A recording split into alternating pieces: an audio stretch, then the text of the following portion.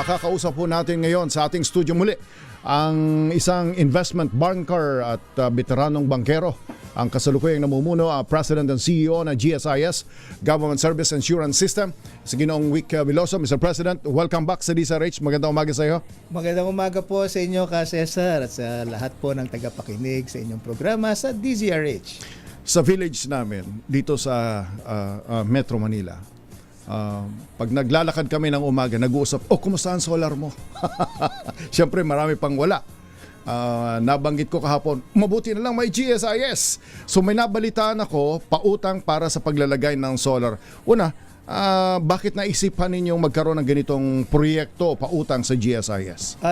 Napaka gandang kwento niya, Ka Cesar. Alam po ninyo, ang inyong GSIS ay patuloy na pumupunta sa countryside. Binibisita ang branches. Pagdating sa branches, ini-engage namin ang mga miyembro. Tinatanong namin anong kailangan ninyo para malalaman namin kung ano ang kailangang serbisyo na maibigay. Yan po ang ating instruction mula sa Presidente. Always make sure. Okay? Ang instruction ni PBBM po sa atin. Puntahan po ninyo ang mga stakeholders ninyo. Alamin kung anong kailangan. Huwag lang sa opisina. Huwag lang sa opisina. Alamin mo kung anong kailangan ng mga miyembro ng GSIS. At on the course of us doing that, meron po tayong corporate social responsibility. Ito po yung mga last mile school. Yung pong mga last mile school, ito po yung mga eskwelahan na nandoon na sa kinasulok-sulukan po ng Pilipinas, na maririnig mo at maluluha ka sa mga batang gumigising ng alas 3 ng madaling araw, maglakad ng 3 oras at kalahati para lamang po makarating sa kanilang paaralan. Para naman pinaiiyak ninyo ako, Mr. President, sapagkat ganyan ang aking kinalakihan. Imagine natapos ko ang grade 6 ko nang walang kuryente sa aming lugar. Maiiyak ka pagka dinalaw mo. Malayo, liblib na po. Pag dinalaw mo ang inyong mga stakeholders at malaman, sapagkat kung may mag-aaral na naglalakad ng 3 oras at kalahati, may guro na naglalakad din ng 3 oras at kalahati para lamang makapagturo. So gusto namin malaman. Connecting the dots. Correct. That's the GSIS, yes. guro. So we always wanted the help that we can do. Kasi yan ang tinatawag nating ginawa for all. Pagdating po namin doon, kasi ano ba ang binibigay ng GSIS sa Last Mile School? Nagbibigay po ng connectivity po sa satellite para magkaroon ng connection. Nagbibigay po kami ng television set. Ito pong large screen. Okay, para po sa mga mag-aaral. Smart TV na yan. Smart TV po, meron pong laptop, meron pong router, para magkaroon sila ng ideya. Ano nangyayari sa labas ng kanilang mundo? At partner, alam mo ba kung ano itsura ng Last Mile School? Last Mile School, meron lang silang bubong. Ang kanilang sahig, lupa. Ang kanilang dingding po ay talahiban. Makikita nyo po talaga ang pagsisikap ng ating mga guro at ang talagang dedikasyon ng mga mag-aaral para lamang matuto. Sabi ho sa amin noon, hindi ho, napakasarap pong ma-receive itong ginhawang ibinibigay nyo sa aming connectivity dito sa satellite. Pero wala ho kaming kuryente. Mayroong kaya lang. Pamasok na ngayon sa amin, idinagdag po namin yung solar panel. Nung dinagdag namin yung solar panel, the thrust of this government is to have more renewable energy. And now, as we see that the price of power is directly impacted with the war in the Middle East, agaran po ang GSIS gumawa ng programa na magkaroon ng solar loan para po sa ating mga miyembro. So nakita ninyo kung anong kahalagahan ito, lalong-lalo na sa rural areas. Lalo na po. Alright. Pero itong pautang natin for solar panel or solar power ay hindi limitado lang sa sa rural areas, hindi ho? Ito po ay open. Luzon, Visayas, Mindanao. Luzon, Visayas, Mindanao, to the 2.1 million active members of the GSIS and to the 675,000 pensioners. Ito po ay bukas sa inyong lahat. nung nagsimula kami ni Marge sa gobyerno, 1,000,000 pa lang yan halos, ano? O 1.3, yung madalas na sinasabi noon ng civil service at ng DBM, mga 1.2, 1.3 million workers, tapos umabot yan ng 1.5. You're saying ang empleyado ngayon ng gobyerno ay 2.1 million na. 2.1. That is 2.1 million na pamilya, more or less. 2.1 million active members. Lagyan po ninyo yan ng tinatawag nating factor of 4. Ano pong ibig sabihin ng factor of 4? Isang empleyado ng gobyerno, meron po silang 4 dun sa pamilya. On the average yan. On the average po. So 5. So yung Mag-asawa, 2 anak. Ay doon sa lugar namin, isang pamilya, isang dosena ang anak, more. Kaya conservative Average po. doon sa amin, mga 7, 8. Conservative po yan. So Rural yung, area. Yung factor of 4 ko po na yung binabanggit na yan. Okay? So yung 4, i-multiply po ninyo sa 2.1, ganyang karami ang directly impacted. Meron ka pang 675,000 na pensioners. May factor of 75,000 75,000. pensioners. Oh. Imaginein mo, yung factor of 4 rin yan, i-multiply mo, ganun karami ang siniserbisyohan po natin. Pati yung mga pensyonado, yung nakikinig. Alam mo ninyo yung audience natin. Sa profiling and social media audit na din, pati na sa Nielsen. Ang mga nakikinig sa amin ay medyo marami ritong nakikinig at aktibong nagpa-participate sa YouTube channel, pati na sa Facebook natin, ay mga retirees. So yung mga retirees na pensyonado ng GSIS pwedeng mag-loan. Pwede po mag-loan. Alright. Para sa, say, kumisan kasi alam nyo naman yung reality, nandoon pa yung anak sa bahay, kahit retirado na, nandoon pa yung 1 o 2 anak sa bahay, no? Minsan yung pamilya nandoon din, no? So kung halimbawa walang taga GSIS doon pero retirado na si lolo or si lola, pwede mag-loan. Pwede po mag-loan. Magkano ho ang pwedeng i-loan nila? Alam po ninyo, pwede ho silang umutang hanggang 500,000, 500,000, at ang interest rate po nito, 5% lamang po. At pwede nyo itong bayaran sa loob ng 5 taon. 5 years. 5 Yun na yung maximum. Yan pong maximum. 5 years to pay. 5 years Retiree to pay. ka, professional ka. Good morning nga pala kay kay Judge Jimmy Santiago ng NBI, dating NBI director, dating retired judge. Judge, baka wala ka pang solar sa bahay ninyo. O si attorney si Junior, si attorney Jimmy ng LRMC, baka pa walang solar, pwede silang mangutang. Pwede po silang Judge, pwede ka pa mangutang. Si Justice Sammy Martires, baka nakikinig at nanonood, malamang nanonood yun ngayon. Yung katulad ng mga justices na walang solar, pwede pa silang mangutang. Pwede po mangutang. Hanggang 500,000. Alam po niyo, yung 500... Anong requirements? Bago po tayo pumunta Sige. dun sa requirements, gusto ko pong banggitin sa inyong tagapakinig. Alam po niyo, yung 500,000 worth is around 6 kilowatts. Ang 6 kilowatts po, maari na po magpatakbo. Okay? Ang isang bahay po na 3 bedroom Okay. na 175 square meters. 175 square meters, 3 bedroom, may isang aircon, may 3 electric fan, may isang refrigerator, may isang television set. 3 kilowatts lamang po yan. Talagang nakukompute ninyo, Mr. President. Kailangan po naming malaman. Kaya po ini-scope namin. Para tugma. Para tugma. So, Truly responsive dun sa demand. correct. Ang ibig po sabihin niya sa inyong tagapakinig, abay, wag niyo pong isiping 500,000 ang kailangan nyong utangin. Kung ganun ho kalaki ang bahay po ninyo, 175 square meters, kalahati lang ng 500 ang kailangan nyong utangin. At ano po ang kailangan nyo lang ibigay sa amin? Sa kapitbahay ninyo, meron pong solar panel na nagbebenta. Humingi kayo ng quotation. Pagkabigay ng quotation sa inyo, isubmit nyo sa GSIS. Isang quotation lang ba o at least 3? Abay, nasa sa kanya po yun. Nasa kanya yan. Wala po kaming inaccredit dito na supplier. Okay. So isang quotation from a supplier, installer, Yes, installer. sir. Supply and install ito, di ba? Sapagkat mahirap naman ho maglabas agad sila ng pera. Wala naman silang pera agad. Okay. So, humingi ho kayo ng quotation.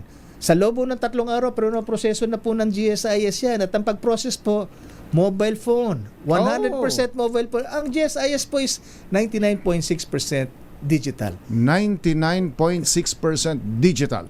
You don't have to ask Marge kung ilan ang contribution ko.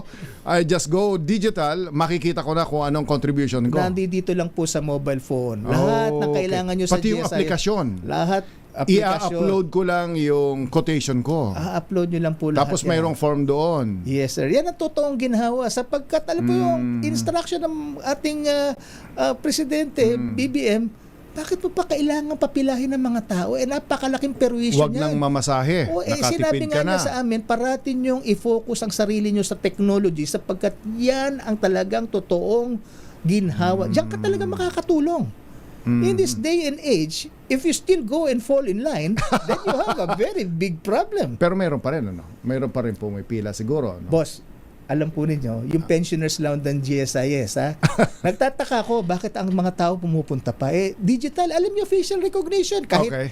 bagong gising ka, retirado ka, yung annual physical identification and revalidation na ginagawa namin just to make sure that we continue to pay your pension. Okay. Pwede na sa mobile phone. Bakit pumupunta sa opisina? Nalaman ko na ho kung bakit. Abay, doon sila nagkakakita-kita. May pakapi ho, libre ho ang kape sa GSIS. Usap-usapan siguro. Yan. Magkikita-kita sa... Naku, ikaw ba yung natin sa ganitong departamento? Yan. Si Ma'am Mercy Gutierrez, ang chairperson ng National Commission for Senior Citizen. Nakaka-relate dito eh. Nag-uusap-usap sila mga seniors eh. Kape tayo. Yan Manunod po. tayo ng sine. Punta tayo, magpa-follow pa ako sa GSIS. Ay, kailan ka pupunta? Ay, sabay na ako, sunod na tayo ron. Parang ganon. Yes, sir. So, doon na sila nakikita-kita. Doon na ho sila Pero karamihan nakikita. dito, retirees, no? Karamihan retirees po. Yung mga active members, mobile phone Alright. ang wala In summary, retirees ng GSIS o kaya active personnel na active members 2.1 million, Yes, sir. 675,000 pensionado ay pwedeng mag-avail ng loan pautang para magkaroon kayo ng solar power. Yes, sir. Maximum 500,000. Isa lang ang requirement ay quotation. Sir, quotation kung magpapakabit ka pa lang. Okay. Paano naman nakapagpakabit na ako? Pwede yun. May resibo naman ako. May timeline ba ito? Like, Sabit nyo sa amin yung resibo po ninyo. Pagkakabit po ninyo. for evaluation. For evaluation Halimbawa, po. nakapagpakabit na yung aming presidente rito, matagal na nakapagpakabit eh. Huwag naman pong 1995. But baka i-resibo nyo 1995 pa. Ang reasonable dito siguro, 2025? The GSIS will evaluate. We'll po. evaluate. And, But otherwise, 2026, acceptable na yun. acceptable po yan. Alright. Okay, so avail na tayo. At hindi nyo kailangan pumila. Alam nyo, ang GSIS is present in all regions. Tama ba? Present in all regions. Hindi lang po present in all regions. Lahat po ng inyong mga islands, no? Na walang GSIS. So, may satellite office po kami. Dinalaw po natin dyan. Halimbawa, Catanduanes Island. Yes, sir. Meron yan. Bulilio Island, meron yan. Yes, sir. Okay. Sa Basilan, dinalaw ko yung aming satellite office po doon. Nakikita po natin na gumagana po. Alright. Sige. Babalikan natin ang Pangulo. Boss, meron lang akong gustong idagdag. Yeah. Ang 500,000, ang hulog po ninyo dyan for 5 years, every month is 10,400 pesos po lamang. Kaya kung kalahati lang kailangan nyo dyan, 5,000 lamang 5,000 po. lang. At gusto ko pong banggitin At po pwede ka naman magsabing, pwede ba kahit 600 ako, medyo mayroon naman akong konting savings, pwede bang ang utangin ko 200,000? Pwede yon. Pwede po. I don't have to avail the entire. You don't have to avail of the entire amount. So may nasa decision mo yan. Nasa decision Financial mo yan. management mo yan. Alright. Opo. Okay. At saka gusto ko pong ibahagi at dinalaw ko po dito po sa Negros Occidental ang isa po nating miyembro si Dean Judith Rabacal. Okay? Gumagana na po ang kanyang yung kanyang bahay. By air condition po kasi dahil ang kanyang anak ay may special child na nangangailangan po at malaking pasasalamat po sapagkat it changes the attitude of the child. Oo. And it helps a lot. Bilis-bilisan na natin, lalong-lalo na yung halimbawa sa loob ng bahay, mayroong asthma. Yan Medyo po. kailangan namang maganda yung ano yan, di ba? Alright, babalikan natin ang Pangulo at CEO ng GSIS, Ginoong Wick Veloso. Magandang balita yung narinig natin kay PGM Wick Veloso ng GSIS, Mr. President. Itong, alam nyo, maraming nagpapa-install at mayroon nang installed solar panel sa kanilang mga bubong. Ano? Ang hindi ko alam kung insured yun. Dito sa pautang ninyo para sa solar, insured din ho ba ito? Kasama po ang insurance na yan sa loob ng 3 taon po. Ang inyong solar panel, Magkano ang bayad sa insurance? libre po yan. Libre yan.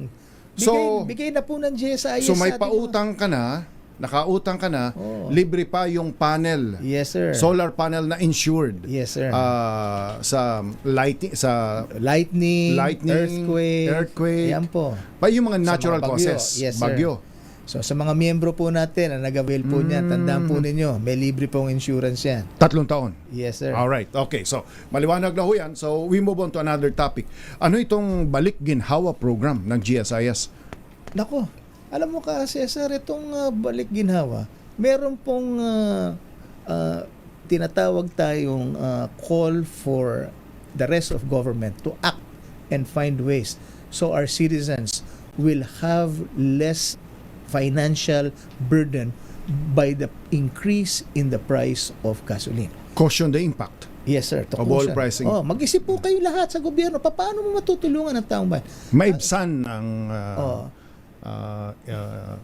hirap. Yes, sir. Yung mga iba, nagko-call po sila moratorium. Ano ba ibig sabihin baka pwedeng hindi muna kami magbayad. Ay, baka naman pwede nga wag mo na magbabayad. Sa utang. Yan. Ngayon po, ang inyong mga kasamahan, so ginather ko po ang ating mga kasamahan po dito sa GSIS at nung pinag-uusapan po namin yan, during the peak of the Holy Week at lahat kami, kahit hanggang madaling araw, didikit-dikit naming lahat, to make it more impactful and less operationally cumbersome for us to execute.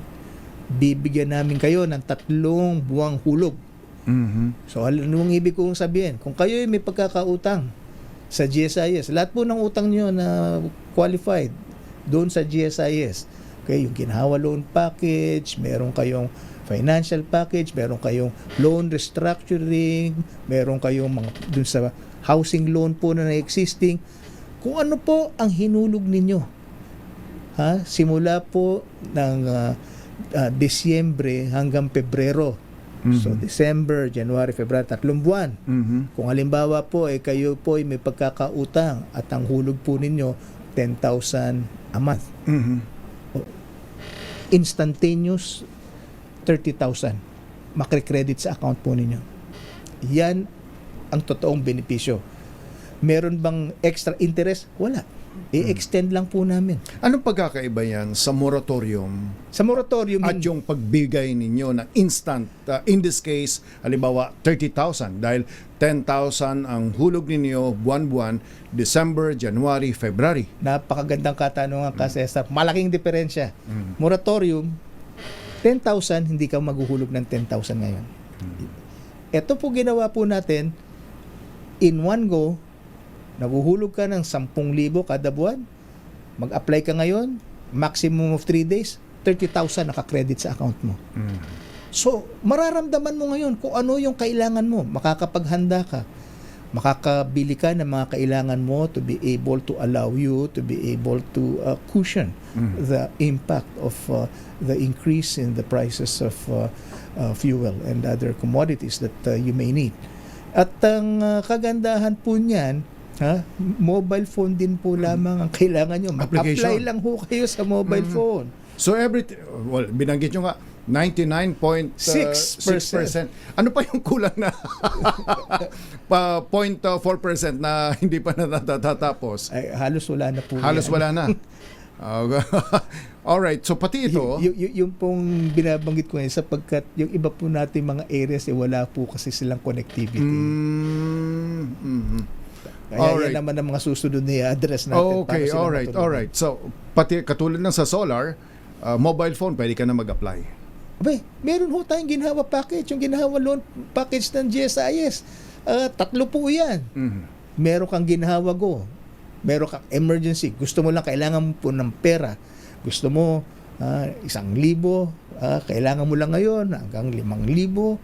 Okay? Pwede mong mahiram yan.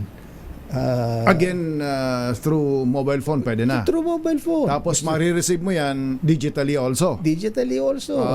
Okay. So, kailangan mo lang yan sa loob na 1 buwan. Loob na 1 buwan. Mhm. May Tsaka ano automatic na kung magkano automatic. yung computation yan, kung kailan mo babayaran, Tapos- madadagdag yan sa kung ano man utang mo. Yes, sir. Alright? Meron din ho kami niyan. Mas parang 50,000 hanggang 500,000. Maiksing panahon o pwedeng mahiram.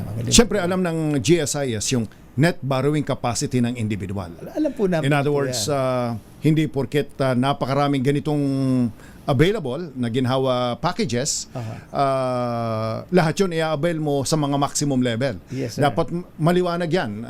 Digitally, through actuarial studies and at the same time, yung mga pag-aaral, automatic na yan, hindi ho ba? Yes, sir. Na itong halimbawa si Juan de la Cruz, ito lang yung net borrowing capacity niya and therefore, pwede pa siya pautangin, parang ganon. Dumadaan po yan sa kanilang agency approving officer. So, manual pa rin yun. Naka-connect na rin po Connect sila. na rin yun. Oo, yung Okay. agency approving officer kasi po, sinisigurado nila na may natitirang 5,000 pisong sweldo sa isang nanghihiram sa gobyerno.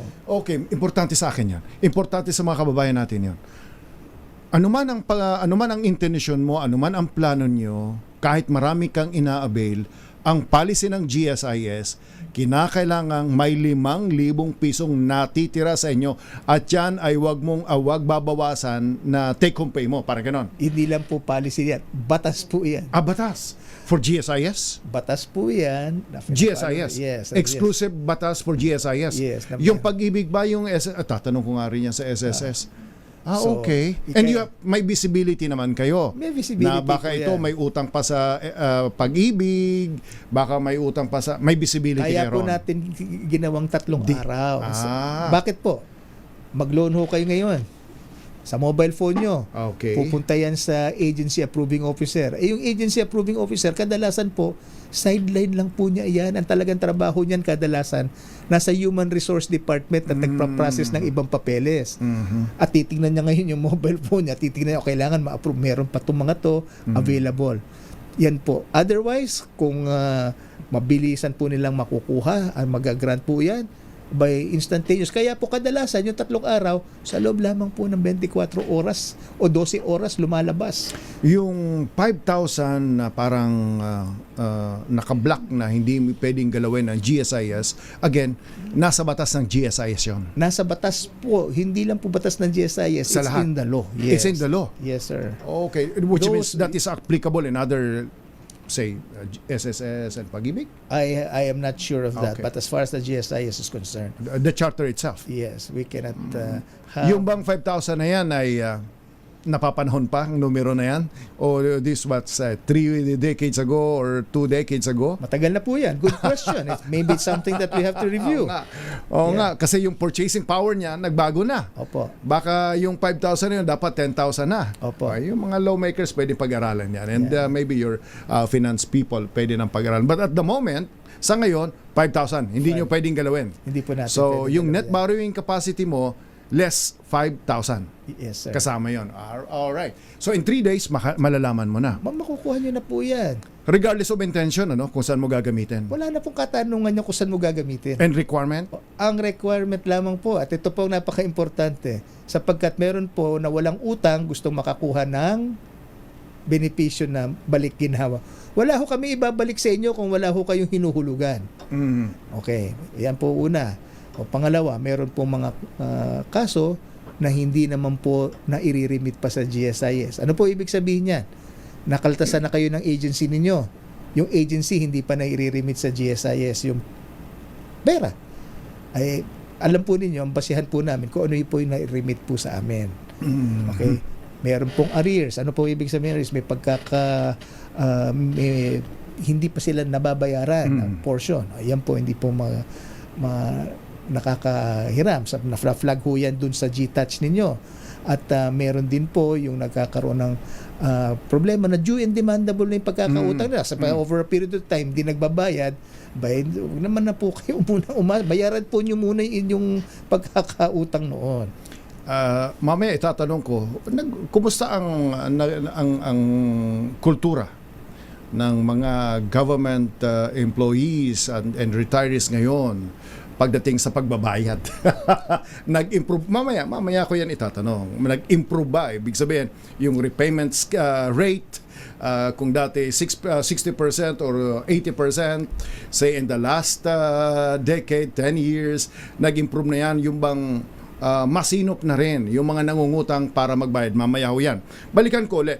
Yung katulad ni Judge Jimmy Santiago, dating NBI Director, dating judge, dating police, na paminsan-minsan ay nagtuturo at magtuturo sa school.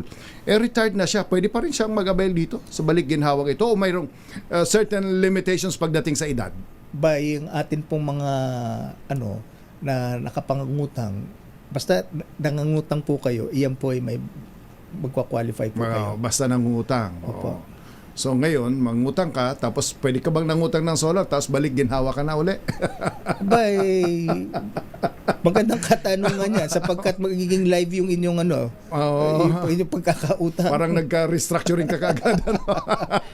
Alright, so ito yung balik ginhawa program natin. Instead na moratorium, yung 3 buwan na inuhulog ninyo, yes, sir. bakit binanggit natin yung December, January, February as an example only?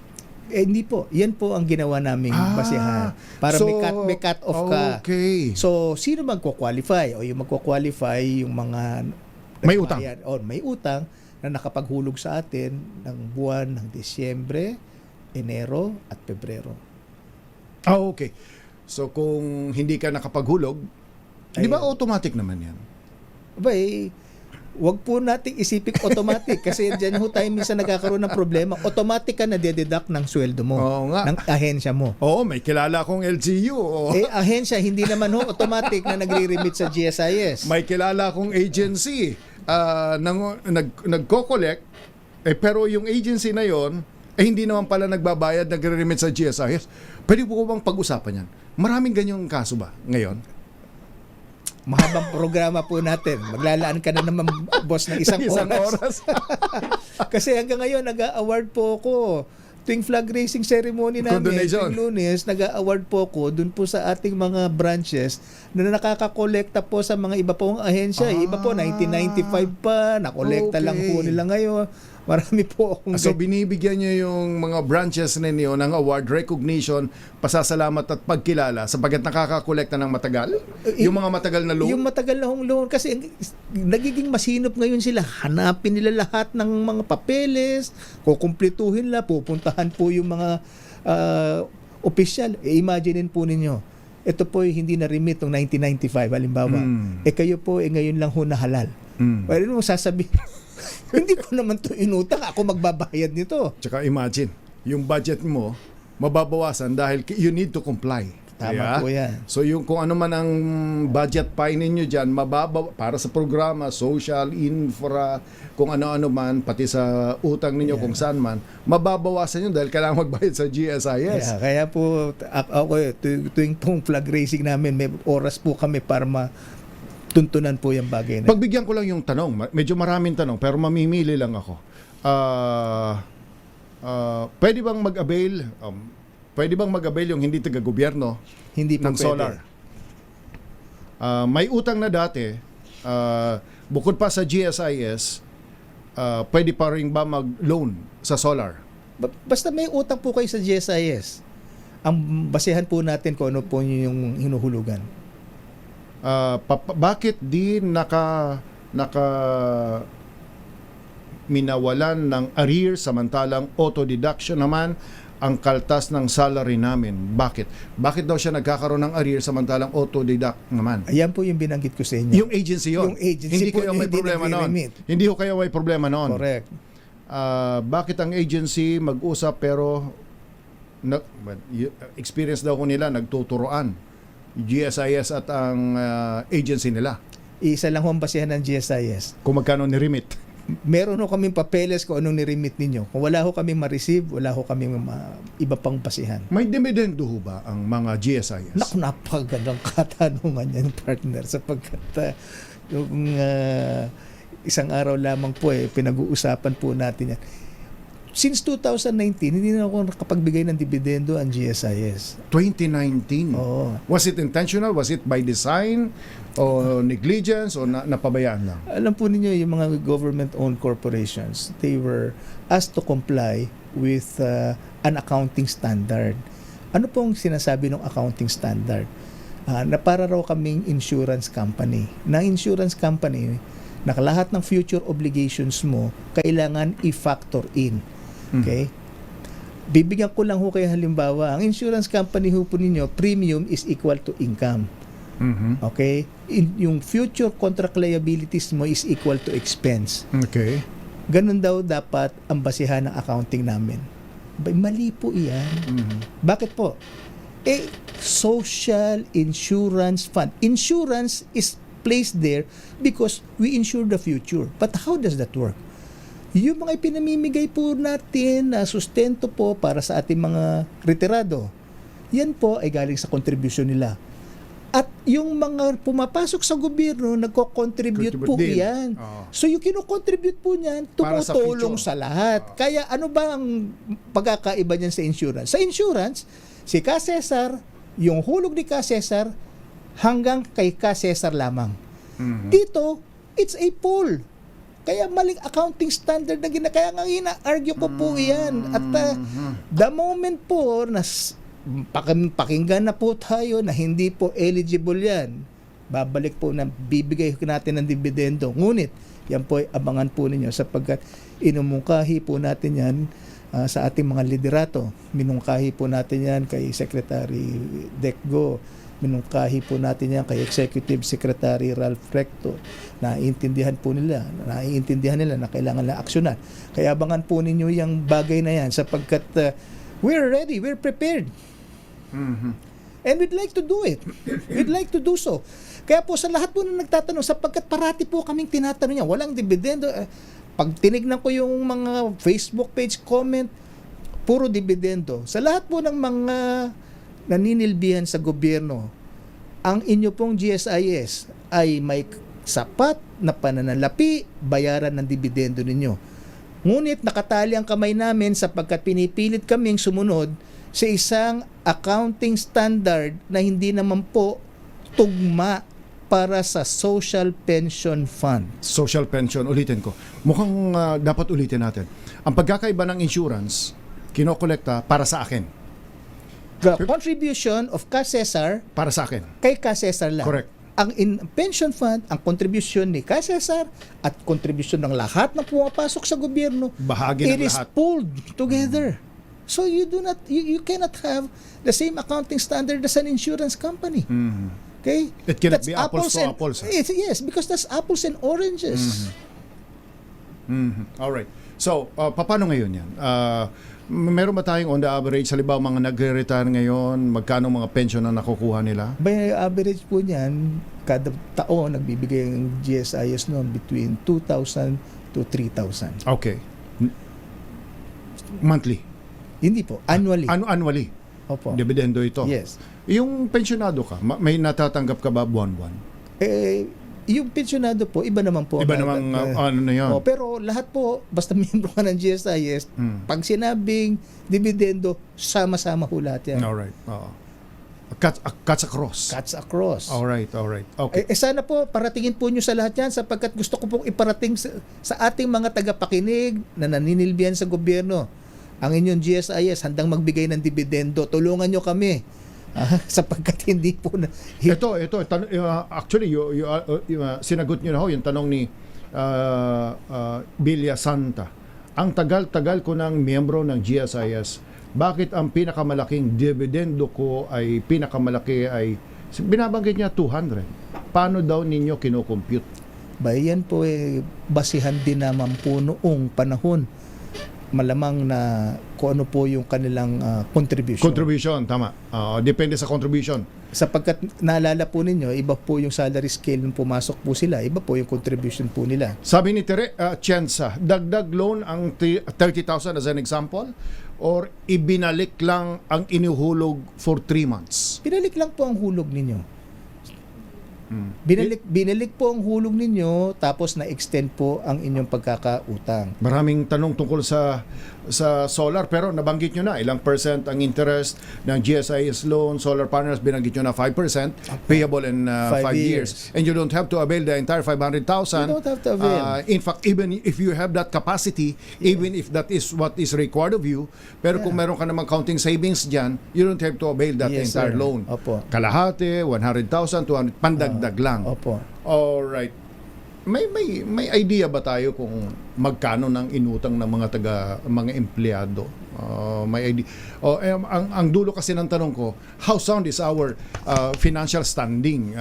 Kung sa actuarial science hanggang in a do nothing scenario, ilang dekada tayo balanse pa sapagkat halimbawa ang SSS lagi nagre-report siguro few years ago hindi hanggang 2029, that was 10 years ago, hanggang 2029 stable pa kami by 2035 ba stable pa ang GSIS in a do nothing scenario?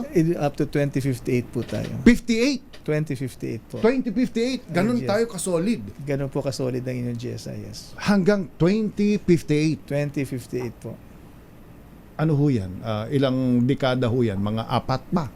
Hindi naman po. 3 pang dekada, Tatlo more or po, less 3 dekada. Ganun ho tayo. Yes, sir. Tapos siguro sa pagbabalik natin, Mr. President, ano naman ang ginagawa ninyo para lalong maging matatag pa ang pondo Opo. ng GSIS? Para yung mga magre-retire na, halimbawa kami ni Marge, mayroon kaming katatagan na yung pension namin, say, in the next 20 to 30 years, matatanggap pa namin sapagkat matatag ang pondo ng GSIS. Anong ginagawa ng GSIS para manatiling matatag ang pondo nito para sa mga miyembro?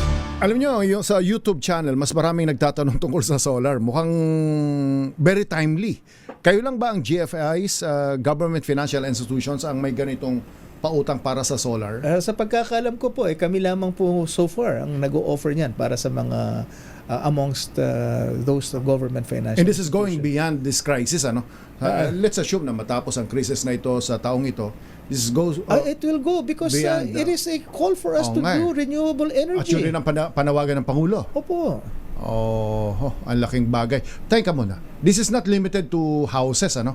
Yung corporation, paano yan? Hindi na po namin Hindi na pwede na yan. Hindi naman po namin. Kooperatiba, hindi na Hindi pwede. na po natin Talagang saklaw para yan. sa miyembro lang talaga. Akala ko tatanungin mo baka may isang miyembro gusto humiram ng 100 million halimbawa para sa kanyang sarili kailangan. Hindi pwede yun. Alright, anong ginagawa ng GSIS para lalong maging matatag ito? Alam po ninyo, Anong bago sa panahon ng Marcos administration? dito po sa administrasyon po ng ating mahal na Pangulo, sinisiguro namin na parati kaming nakatuon sa mga proyekto na makakatulong sa ating bansa. Ano po yan tinatawag nating proyekto na yan? Tinitingnan po natin paano tayo makakapagpautang sa mga power companies. Lahat po ng inyong nakikita rito, tumatakbo ho riyan, kuryente. Kaya kung wala ho tayong kuryente, abay wala pong asenso na makikita po tayo. Kaya tumitingin tayo ng oportunidad po dyan. Tumitingin tayo ng oportunidad sa tubig. Wala po tayong, kung wala kang tubig, abay paano tayo mabubuhay? Ngayon po, tumitingin tayo mga oportunidad sa food security. Pag sinabi nating food security, alam po ninyo, isang bagay na kinakailangan sa food security yung tinatawag na cold storage and logistics. Yan, pagka tinignan nyo, yung nagtatanim, that is just one part of the whole equation. Correct. The biggest part of the equation is how to store them and how to transport them. And without it, you can never be successful, You no? cannot in your be- in agricultural business, in agribusiness. Yan pong hindi nakikita. Yeah. Ngunit yan po ang pinaka-importante. At nakita natin yan sa Benguet, dahil walang tumaas ang logistics, nahirapan silang padala rito, wala silang storage facility, nabulok. Mabuti na lang yung iba ay binili ng gobyerno. Kaya tama po yan. Kaya pagka sinabi po natin nag-i-invest tayo na infrastructure, yan po yung very broad terms. So, para hindi nila nakikita. kuryente, tubig, food security. Tubig, food. Kasi po yung food security po, dyan po natin makikita na talagang ang tao, natutulungan po natin. Alright, so tatlo yan. Sa public transport, meron din kayong investment dyan or tulong? Pagka public transport, meron ko man kaming pinag-aaralan. Ngunit ang isa pong gusto kong ibahagi po sa inyo na talaga tinututukan namin yung transport hub that the GSIS is going to do at the Quezon City Elliptical Road office that we have. Transport hub. Transport hub. Sapagkat alam po ninyo, Ito yung katabi ng TUCP. katabi po, magkatabi po kami ng TUCP. Ang property po ng GSIS po riyan, nasa corner ng Commonwealth Avenue at Elliptical Road. Anong role ninyo rito? Because you own the land. We own the land. So ang development, construction, maintenance, o financing lang? Magpapagawa po tayo dyan, maghahanap po tayo ng magmamanage po, meron na po kami mga nakausap na maggagawa po niyan, minomonitor na po kami kung paano na kami nakakapag-comply, kaya minamadali po natin yan. So transport hub, which means like pwede dyan yung parang bus, PUJ, future siguro may connectivity with the rails kasi na dyan yung MRT7 eh. Correct. Ah, Konektado po yan okay. lahat. Alright. At dahil po nariyan din po, magugulat po kayo sapagkat nabanggit sa amin, dun ho sa tabi niyan, yung mga kalye ng Malacca. Yes, yung Maginhawa. mga Maginhawa, ganyan. May restaurants. May mga tricycle din daw tricycle. po riya, kaya lalagyan ng provision para rin. Gaano kalaki ito? May mahigit pong 3 hektarya po yan. So it's a transport hub. Opo. Pag sinabi nating transport hub, hindi lang ito mga sasakyan. Mayroong restaurants din yan, hindi ba? Kailangan po yan sapagkat pagka ikaw ay bumaba o babiyahe at kayo, nagutom ho kayo, mag-uwi kayo ng pasalubong, kailangan din po yan. Tapos na ang FS dito? Magsisimula na po naming ma-put together the whole concept. Alright, so malaking ginhawa yan. Alright, halos wala na tayong oras, Mr. President, at marami pa akong itatanong sana sa iyo. Pero bigyan kita ng pagkakataon para kausapin ang ating mga pensyonado. Halimbawa, nais kong, ako talaga to, i-encourage ko ito. I-encourage ko itong mga kaibigan natin sa NBI. Si Attorney Don Mercado, si Marlene Hore, si Harold Librero, John Santos, at si Aljon Cesar Kapangpangan. Pwede na kayo mag-avail ng solar. Pakisabi ninyo yan sa mga kaibigan natin sa NBI. Aljon, pakisabi mo sa mga taga-kaibigan natin sa NBI, pwede na silang mag-avail ng solar panel. Napakagandang programa ito para sa lahat ng ating mga mga kaibigan, mga kasama, kamanggagawa sa gobyerno. Alright, Boss, Mr. pwede President. niyo pong sabihin din sa kanila na tingnan po nila sa website ng GSIS, www.gsis.gov.ph. Yung mga foreclosed properties po ng GSIS, pwede po silang mag-lease with option to buy. Housing. Uupahan lang ho nila at pag ready na silang bayaran, pwede na. Anong mga range nitong mga foreclosed properties? Sa susunod niya? Kasi meron din kaming rento. Alright, okay. Ito. Sa FB page makikita yan. Yes. GSIS, yan. Nakikita ho ninyo. Alright, very high-tech, galing. Pwede rin low-tech, may telepono, may libre pang tawag, at mayroong email address. Well, pupunta lang kayo sa YouTube ng DSRH just in case hindi nyo maalala. All you just go to directly sa GSIS, makikita nyo kaagad. Yung may app kayo, EGIS mo. I-GIS mo na lang para malaman mo na yon.